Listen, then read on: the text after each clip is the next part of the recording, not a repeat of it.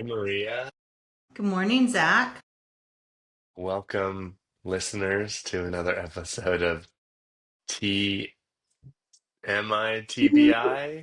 or is it the other TBI, TM. TBI, TMI? Shucks. We're so happy to see each other today on It is this good to see beautiful you. morning. Trying to, You seem so playful every time I look at you because of all your beautiful surf stuff, which just screams peace, fun, happy, light. yeah. What about the ladder behind me? Does that also scream That's fun? been head injury. Uh, I have a little bit of a fear of heights. What about Mm, you? Um, no, that's not one of mine. Okay. What's one of your fears? It's a little bit of an uncharacteristic start for us because I'm slightly tired today after picking up my family from the airport late last night. Yeah. And Maria is graciously going with my lack of flow. So thank you, everyone, for your patience today. Let's get back to your fears. Good.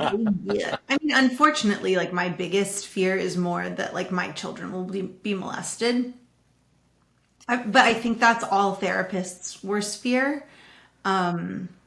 And I just Because that's the hardest to like deal with the rest of your life, or because of the actual trauma of the both really. experience. But Yeah, I think both. But I also, I just think brain farting now.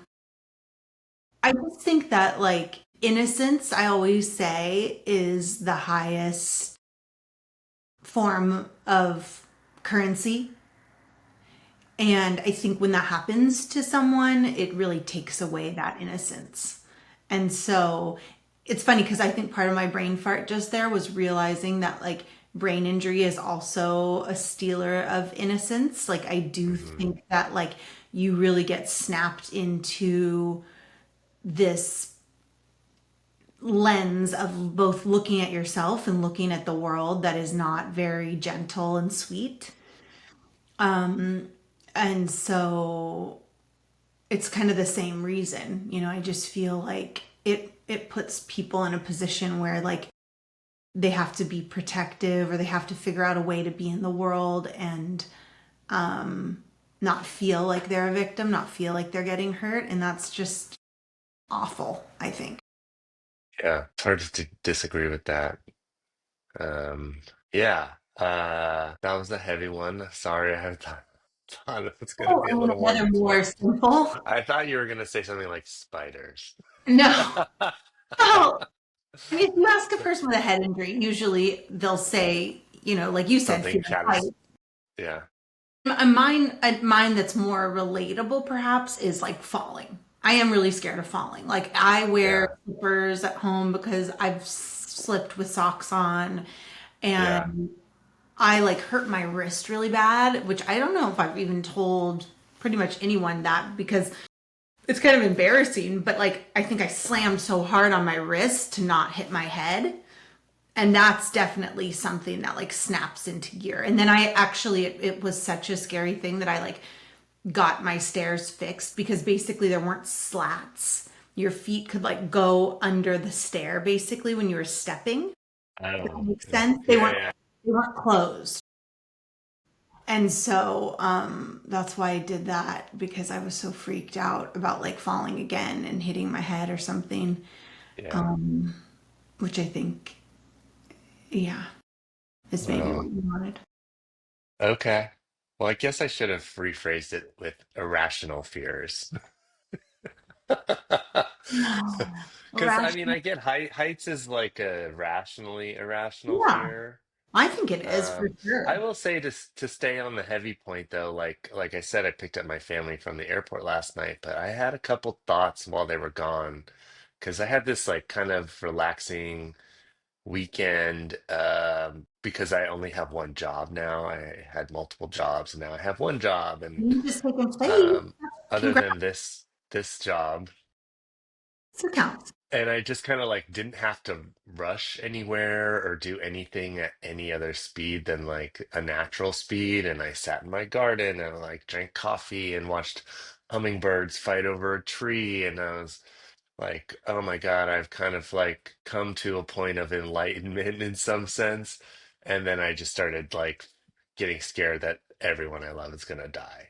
Mhm. And that like my family's gonna get in a plane crash or something and it's Yeah. gonna be awful. And I think I did okay about kind of stopping those thoughts, but at least like 5 times it creeped into my head, and then it was just like, what the like let me like enjoy loving my family and looking forward to them coming home and the boys bickering about wearing sunscreen in the car or not wearing sunscreen and drinking water and I don't know. It's just maybe it's just a human thing, maybe it's a brain injury thing.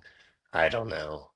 This does sort of segue into my rant of the day, which is also the subject matter I wanted to talk about with you specifically, and I think our listeners could probably relate, but social media sucks. And Mhm. I say that trying to like build out a community for us with Yeah. this podcast and like finding like-minded people and like people who are doing things like we're doing and building an audience and all that stuff. And I just feel like the platform for social media between like scrolling text and screens and like Mhm. loud noises and flashing lights and like weird edits to Not me videos so impressed. that your eye line is going so many different directions. I Yeah. just feel like it is literally proof that it is bad for your brain with or without a brain injury. And I just think it's highlighted by the fact that we have this, you know, cognitive handicap. Yeah. Um, So I kind of wanted to bring it up with people and you about look like this is this tool of modern society. We obviously want to grow our audience and have bigger, longer discussions with people about this because just in the few months that we've been doing this now, we've come across conversations with people who have been helped by it, who can relate to what we're talking about. And so it's definitely a necessary tool, but I just can't seem to get my head around just how detrimental it is to me, let alone the like greater good. And I've tried employing my sons to look at it, and they've looked at it too, and kind of maybe it's a longer conversation to get some help, and maybe it's like we outsource this process, but it doesn't really deal with the fact that it's kind of this thing that's just, I think, bad for brains. Yeah. Do you feel like the thing that's hard or bad is like getting kind of hooked in and sucked in and that being bad for your brain, like being on it and it not feeling good? Or is it more just how to navigate it when you're on there, like how to post a clip or something like that? I think it's both. I mean, I've talked to you a little bit about just trying to get onto TikTok and post a video, and you're just bombarded with all of this content, they call it, but it seems like nonsense. Mm-hmm. And then you try to upload your like very vanilla clip and then they add a bunch of features to it and like your head's up here and then it's here and then it's all over the place and you're like a floating head that's coming in and out of screens and then there's like text flashing and it's just like sensory overload. Totally. Well, and I feel like for me, my accident was in 2006, and I know a lot of folks that are listening had their injuries a long time ago and still really have a lot of symptoms. So I would put myself in that category. And I think something like social media, which feels like community and a way to meet people and a way to not be alone in this isolating thing that is brain injury. Social media can pull you in, but then from what I'm hearing you say, it can kind of backfire a little bit because it ends up taking a lot of your energy, creating a lot of fatigue and sort of that cognitive zap that being disabled you need to be kind of monitoring. And that does stink for sure. Yeah. I mean, it kind of highlights the other side of the coin for me is highlights a little bit the benefits of the brain injury in the sense that, and I think we've talked about this too, is it sort of peels back layers of the onion. And so there's a lack of pretense and maybe filter and masking almost to a sense where I think if I wasn't brain injured and I was responsible for this social media task, I would probably just like keep it to myself, that it was so frustrating. Mm-hmm. And I wouldn't really recognize the immediate detriment to my mental health. Yeah. But I think the one of the kind of offshoots of having a brain injury is like we don't really have those training wheels or barriers There's or filters, cushions that that make me feel like, oh no, I just need to push through this and it'll get better. And I think on some level I do realize that, but I also think I sometimes appreciate like the walls being down and less pretense and having more raw emotion, even if I have more trouble controlling it. Uh, well, and please. I just think there's so much research that you see about social media being really bad for growing brains like children and young adults. And we know that brains grow until about the age, I believe, of 27. That may differ with male and female, or cis may feel female. Um, and I think there is a regrowing for people with brain injury that happens, especially in the first 5 years. I hear again, numbers differ there. Some people say 1 year, some people say first 5 years, but you're still kind of in that as is your 4 year mark of your head injury. So, not to say that I'm like ironclad. I still don't really think getting sucked into social media is good for survivors like me who have had their injury. Like I said, some people listening have talked about their injuries being 20 years ago or more and still having symptoms. So just being more protective, perhaps, of, the cognitive juice that one may have, and how that really can get eaten up by being on a social media platform for a short amount of time because there's Yeah. so much there that's stimulating and whatnot. Yeah. Well, I mean, I don't want to put you on the spot, but I know you don't have a smartphone. Yeah. And part of that is to manage available like access for you to something like social media networks, right? Because it was so overwhelming and nonstop. I mean, it's open 24/7 Yeah. and it's basically a 7-Eleven. It's just full of that nobody needs, Well, you I know? think for me, yes, the social media was a big part of it, but like kind of the old fashioned social media email, where it feels like I was having brushes with professionals, whether that was doctors or lawyers, and it would just because the subject matter that I would be talking about with them was such high stakes. I was on a vacation when my oldest was like not even one, and I just was like, it ruined my whole trip. And in a way, it was like, well, that's your fault, Maria, because you keep looking at your email.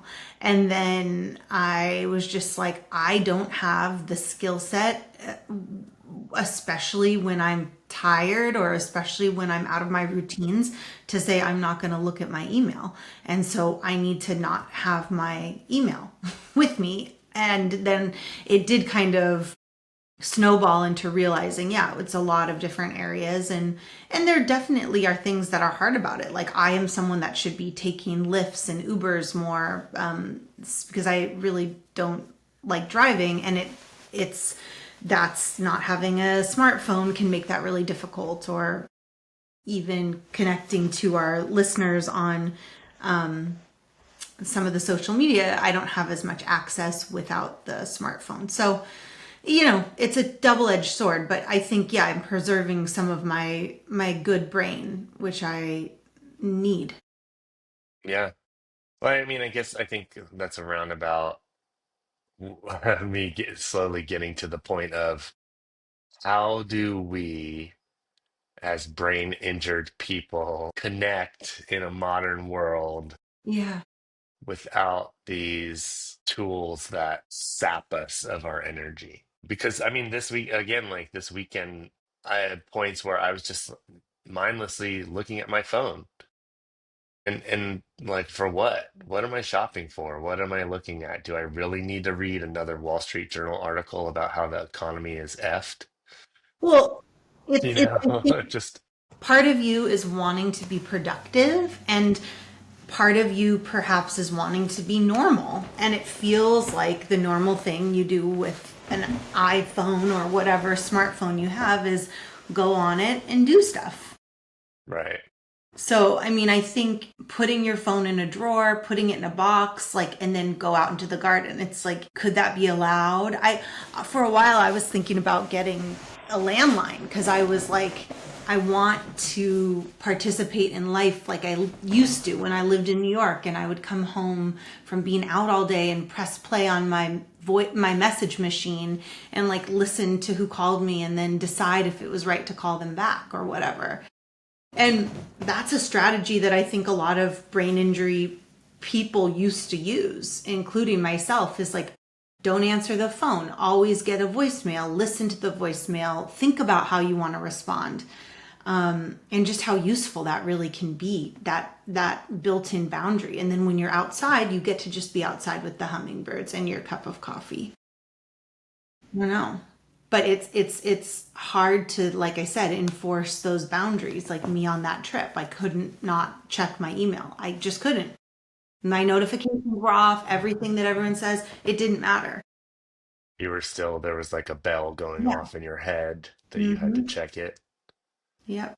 Yeah.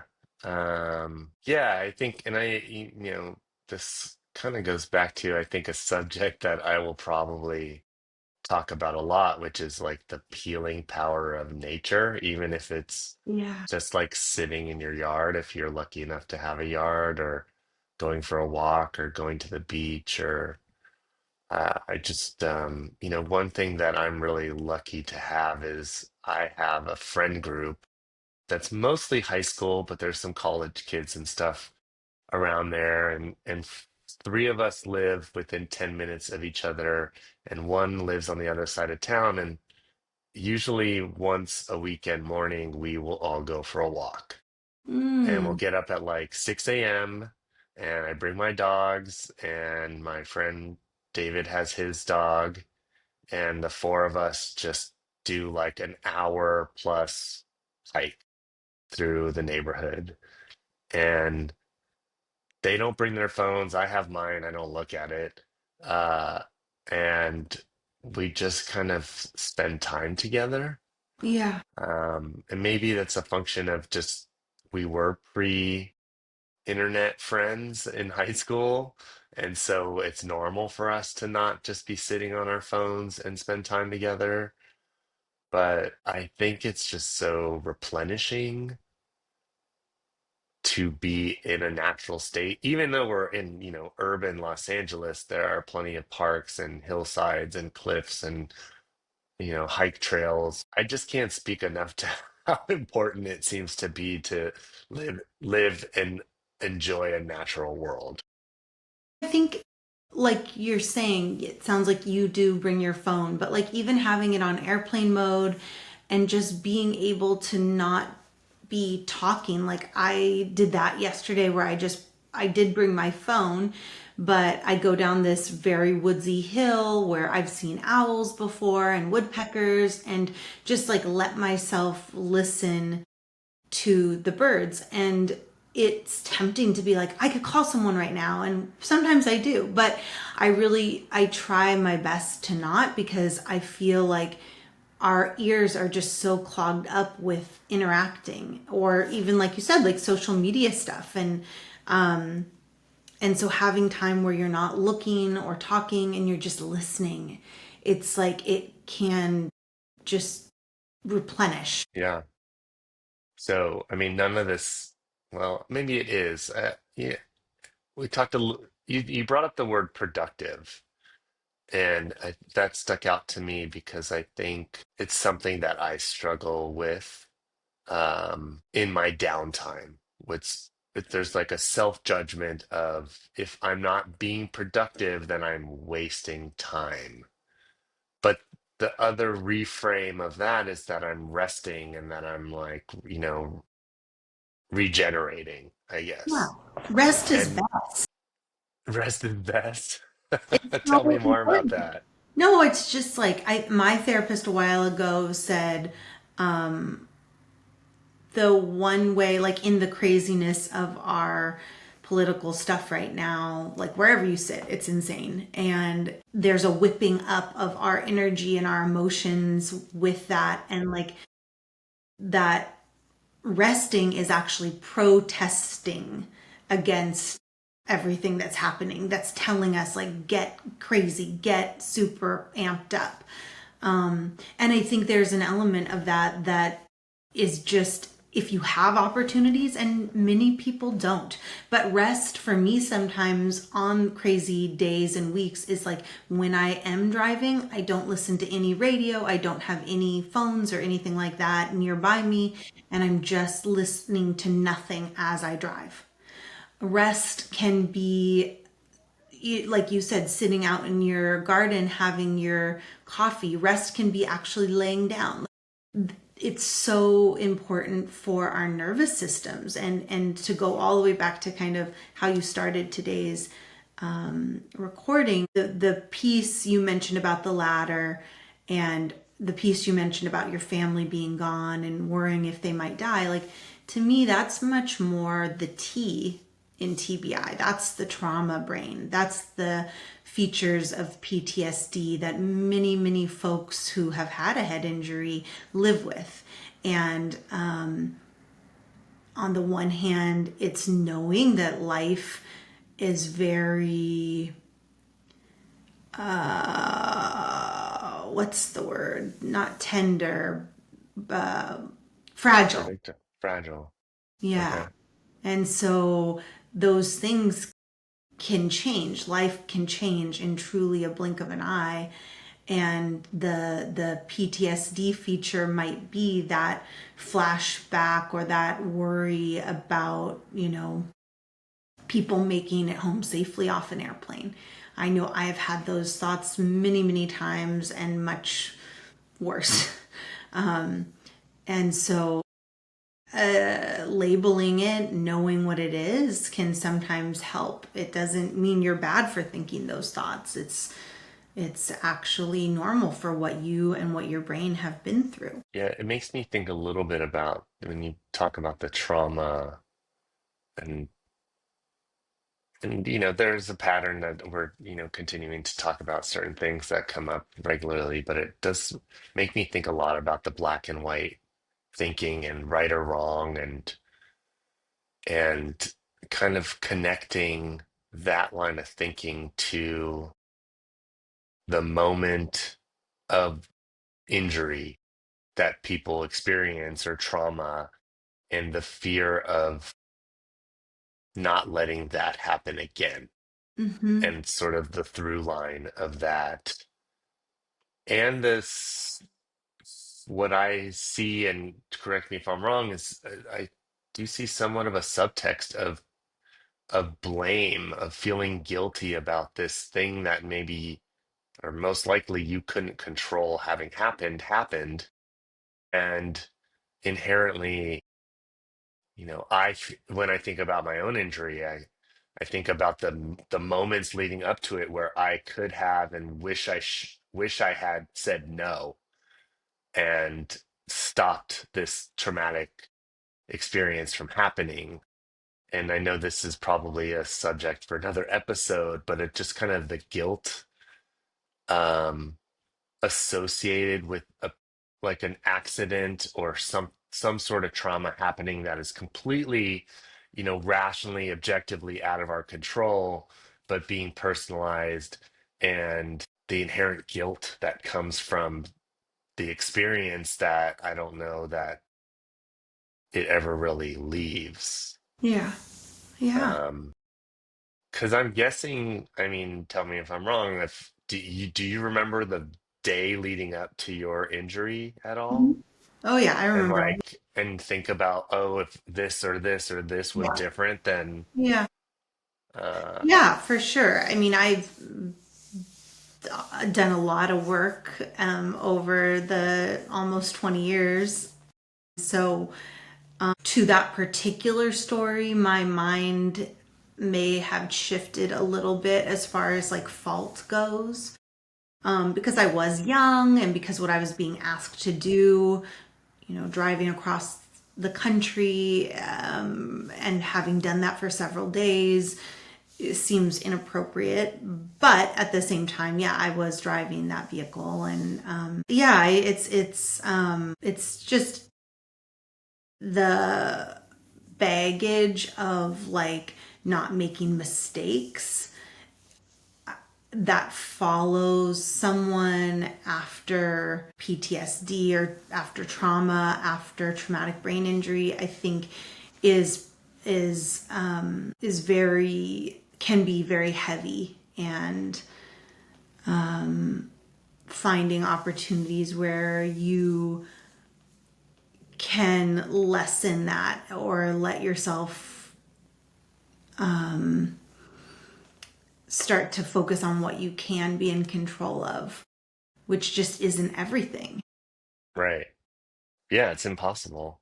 I mean, my boys are entering the job market, and I'm thinking, like, how can I turn, because my two biggest injuries, physical injuries, were workplace injuries, and they were the result of supervisors being, it was negligence, like, without any pretense. I had negligent supervisors who weren't putting my physical health in any, like, not even first, second, third, fourth. They didn't care. Well, And yeah, so how do I communicate to my boys, like, look, jobs are important, but not at the expense of your health? yeah, And I say that out loud to say, like, well, depends on the job. Like, what if they want to go into construction? Like, things happen on a construction site. that's right. I worked in an office. I never thought anything would happen, and some terrible stuff happened because of negligent supervisors. And so it does make me think about what lessons I have to teach them about, your own self-worth, and what jobs you take on because you're passionate about it, or because you need the money, or because you're living out your childhood dream, or like all these things that kind of eliminate a thoughtful component of working, or existing. Or I'm rambling a little bit here, but I Well, I think that's kind of two different things in a way, because there's the piece of boundaries with your body and being careful. And in some ways, it's like absolutely empower them to say no, absolutely empower them to recognize what feels appropriate and right, and then speak on that. and feel confident in saying no to the boss that's asking you to do something that you don't want to. Like, that's important no matter what. And I do think we need to put a bit of a pin in this next part, because I think the next thing is, I don't want what happened to me to happen to you. And when you really start to get into that, as the parent, as the not child anymore, you have to ask, like, by forcing them to see this and trying to get them to stay careful, do they get to live their life? Right. Mm. Yeah. It's a good question because, you think about the benefits of adversity, you know. Yeah. So, well, I derailed us pretty well for about 30 minutes. Do we want to take our voice call from a caller today? Thank you for indulging me in this off-topic topic. Everything okay with the Oh, voice call? yep. I was just gonna get it going. Okay. Hey, Zach and Maria. I'm listening to the podcast and really appreciate what you're doing. I'm calling because my wife has had a TBI, and well, I feel like I've learned a lot over the years as we've got to know each other better, and I've understand her brain injury. There's still a lot of struggles, and one of them that really just is hard for me is when we make plans and we do our best to have a plan and keep it simple and not try to overwhelm her, and yet in the end there's always kind of a lack of follow through or a real struggle to actually do what we said we were going to do, and it's just a problem. I feel like we can't really do much together. So I'd love to hear any advice you have for me to better understand maybe where that's coming from, and then if there's tips to help us be more successful, I'd really appreciate it. Thanks. Hey. Sorry, did he say his name? I wasn't. No. Well, thank you for calling. We appreciate it. That's a heavy, tough one. Yeah. You I'm know, gonna defer to you. I think I hear this question, and I've heard this from a lot of families and a lot of couples, where it's like it was on their radar. And so I don't really, like, I feel like I've done everything right, which is a little bit what I'm hearing this caller say. And then still we don't do the thing that we've agreed to do, or still we can't be kind of a normal family or a normal couple and show up and do this thing. That inevitably something gets in the way. And so I guess, whether this is someone that just had a head injury or even someone who's had a head injury for a long while, I think really, if something's important, let's just say for the person that doesn't have the brain injury in the family, sitting down with them and saying to your brain injured spouse, this is really important to me. What could we do to make it happen? And for a lot of people with a brain injury, in my case, I would be like, can we do this first thing in the day? Is there any way we could do it at the beginning of the day? Or could it be the only thing we're doing that day? Could we make this the only event that we have that day? So that would be a start. And I think also really being mindful of, like, what's the environment. They didn't really say what the event was that they were trying to do. But I think in general, and stop me, Zach, because this might be different, but being in big groups of people, very difficult. Being in places that you haven't been before with a head injury, that's challenging. Being in places that are loud, being in places that are bright, like pretty much being anywhere other than a dark room. No, just kidding. But, like, there is something to be said about the disability of being brain injured. And so with that, trying to have good, clear discussions about when your partner, your spouse with the head injury, when can they be most successful and how? and accepting that. Yeah. I guess my my response to our caller's question is a little more ethereal or like existential in that, and I think it has to do with, getting married later in life and having longer periods of loneliness as like friends and family were getting married and having kids and starting families, and maybe the thing doesn't matter, you know maybe what matters is just being together. And if it's a disaster from like disaster level 1 to disaster level 10, you tried. Like, and I know that's easy to say from the cheap seats over here. And if in a day you want to get like 6 returns done or something like that, and you need to go shopping, and there were some items for a recipe or something, and you wanted to see a friend or you wanted to like have a double date, and it didn't work because it was like a Thursday night, and your brain injured spouse was like, I can't do this. I can't talk to you, let alone two other people. And it's a sacrifice that they, you know, may or may have to accept that they signed up for. But I sort of lean on the if Are you can focus on the time together, just being together, then the like what matters a lot less theoretically. so But are you kind of implying like they should be pushing themselves to go to that thing even though it's not going to go well, or are you saying the opposite, that the non-brain injured person needs to accept that like time together is whatever time is, it doesn't have to be this big event.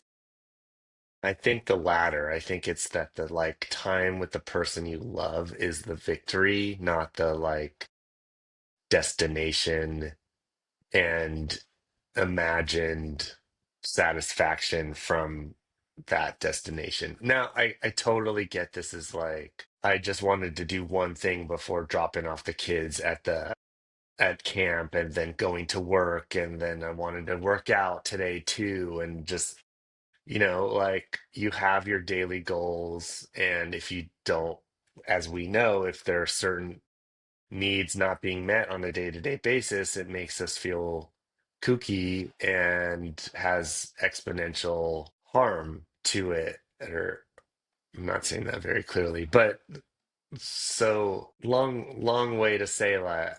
I guess be kind to yourself and your spouse, because it's just none of it's really going to go the way you want.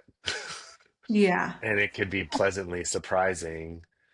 I do understand like having a plan and executing it is incredibly satisfying. And I know from my own experience, like I had a brain injury as I was enacting a plan and somehow managed to push through and excel and achieve that goal and sort of stick to that plan. But I'm more shocked than relieved or anything like that.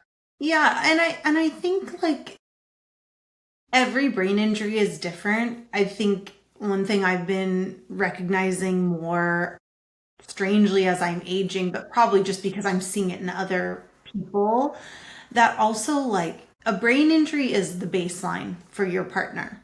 And then if it sounds like this is a female, so it's like there is also her menstrual cycle that is impacting her exhaustion and her mood.